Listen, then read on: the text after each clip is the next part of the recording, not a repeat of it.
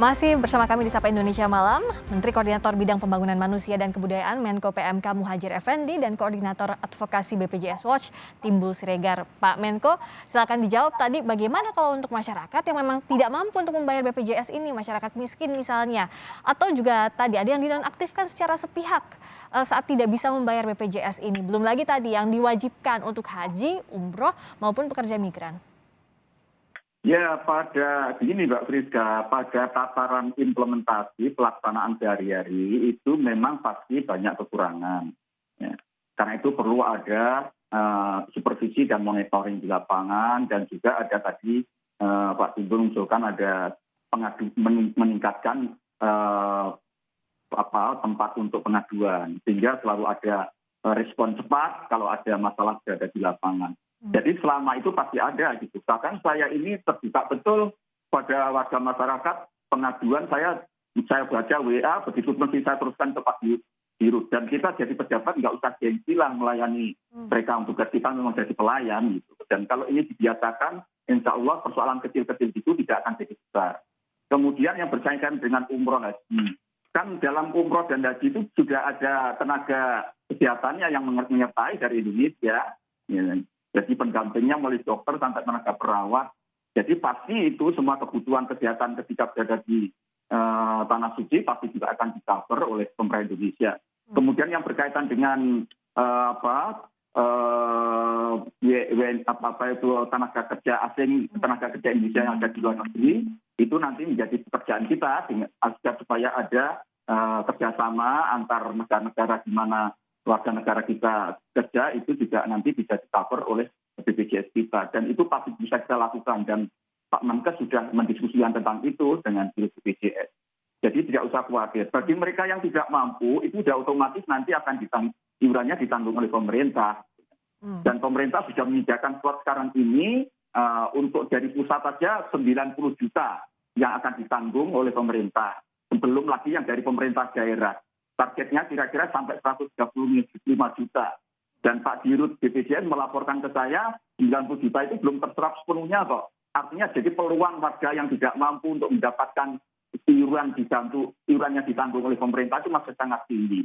Jadi dari 40 juta yang sekarang belum terdaftar, itu masih sangat terbuka untuk mereka yang tidak mampu untuk nanti iurannya ditanggung oleh negara. Cuman untuk mereka yang mampu dan yang sangat mampu dengan dimohon kesadarannya untuk tidak usah protes, tidak usah mencari beralasan macam-macam. Ini kewajiban, ini perintah undang-undang, daftar. Kalau dan berdoa mudah-mudahan tidak memanfaatkan iurannya itu. Kan saya kira lebih baguslah kalau kita walaupun iuran tapi nggak sakit. Tapi kalaupun memanfaatkan masih cukup nggak itu? Masih bisa sangat cukup. Jadi itu sangat luas, nanti akan diatur sangat luas.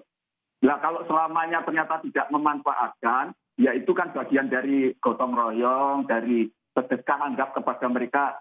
Karena tadi saya bilang, kalau untuk mereka yang sangat mampu ini nilai iurannya itu sebenarnya sangat tidak ada harganya, sangat tidak ada nilai. Tapi bagi mereka yang saudara yang lain yang sangat membutuhkan itu bantuan yang luar biasa dalam rangka gotong royong. Dan itulah semangat gotong royong yang nilai adiluhung yang diajarkan oleh founder-founder kita, itu yang dijadikan mekanisme untuk mengatur jaminan sosial kesehatan ini.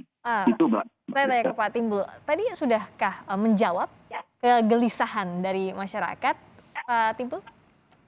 Ya, jadi tentunya memang JKN ini sudah memberikan banyak manfaat ya, dan sudah membuka ruang bagaimana masyarakat bisa mengakses itu. Tetapi memang ada persoalan-persoalan yang memang sejak 2014 kami advokasi masih juga terjadi di 2021, 2022 saat ini. Tentunya memang dalam Impres juga kan disebutkan bahwa direksi harus meningkatkan pelayanan.